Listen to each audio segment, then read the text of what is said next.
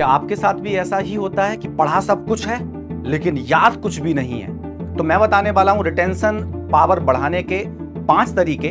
तो सबसे पहले आप क्या कीजिए कि आप पैसिव पढ़ाई करना बंद कीजिए। इसका क्या मतलब है कि आपने जब भी कोई लेक्चर पढ़ा, क्लासेस अटेंड की, नोट्स को रिवाइज किया, उसके बाद आप नोट्स को बंद करके एक बार रिकॉल करने की कोशिश कीजिए कि मैंने क्या क्या पढ़ा है। इससे क्या होगा, आपकी रिटेंशन पावर बढ़ेगी। आपका साथ ही साथ जैसे ही आप उसको रिकॉल करेंगे, आप कहीं पर अटक रहे होंगे, आप उसको एक बार देख लेंगे, ओबियसली वो हमेशा के लिए आपकी मेमोरी में फिट हो जाएगा। पहला तरीका तो ये।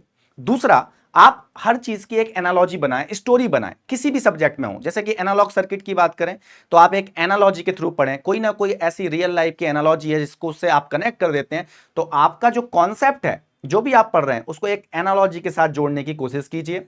या फिर एनालॉजी अगर नहीं भी है तो उस कॉन्सेप्ट को अच्छे से करने का कोई स्टोरी बनाइए, सो दैट वो आपके पास रिटेंशन में प्रॉपर्ली रिटेन हो जाए आपकी मेमोरी में। जैसा कि इलेक्ट्रॉनिक डिवाइसेस में काफी स्टोरी में आप लोगों को बताता हूं।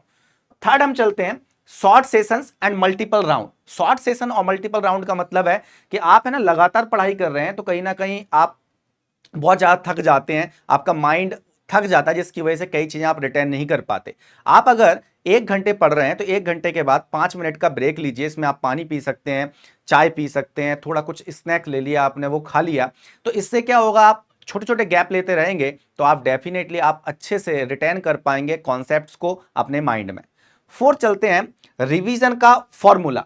तो आपको रिवीजन कैसे करना है? डे 1, आज आपने कोई चीज पढ़ी, उसको आपने रिवाइज किया, जैसे मैंने बोला नोट्स बंद करके आपने रिकॉल किया, तो आज आपने उस चीज को पढ़ लिया। उसके बाद लगभग 7 दिन बाद, है ना, 7वें दिन आप उसको दोबारा से रिवाइज कीजिए जो आपने पहले दिन पढ़ा था, क्योंकि आपके भूलने के चांसेस हैं। आप जैसे ही रिवाइज करेंगे आपके मेमोरी में फिर से वो रिकॉल हो जाएगा।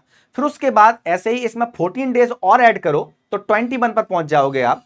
तो 21 डेज पर फिर से आप इसको रिवाइज करें एंड सो ऑन करते जाइए आप। तो ओबियसली एक समय के बाद वो परमानेंट मेमोरी में आपके स्टोर हो जाएगा, जैसे कि एबीसीडी आप कभी नहीं भूलते हैं, राइट। नेक्स्ट चलते हैं सिखाओ किसी को। देखो, किसी भी चीज को रिटेन करने का सबसे अच्छा माध्यम है, किसी को जब आप सिखाते हो ना, तो सिखाते समय आप उस चीज को कहीं ना कहीं अपने आप में ढाल लेते हो। तो जब आप किसी को सिखा रहे होते हो तो चीजें बहुत अच्छे से समझ में आपको भी आने लगती हैं और आपकी वो परमानेंट मेमोरी में स्टोर हो जाती हैं। तो अगर आप इन स्टेप्स को फॉलो करते हैं तो गेट, ईएसई एंड पीएसयू में टॉपर बनने का फॉर्मूला आपका तैयार हो जाता है। और यही एक स्ट्रेटजी है जो ऑलमोस्ट अच्छे रैंकर्स फॉलो कर रहे होते हैं। तो आप भी इसको फॉलो कीजिए, अप्लाई कीजिए और फिर बताइए मुझे कि आपको इसका क्या रिजल्ट मिला।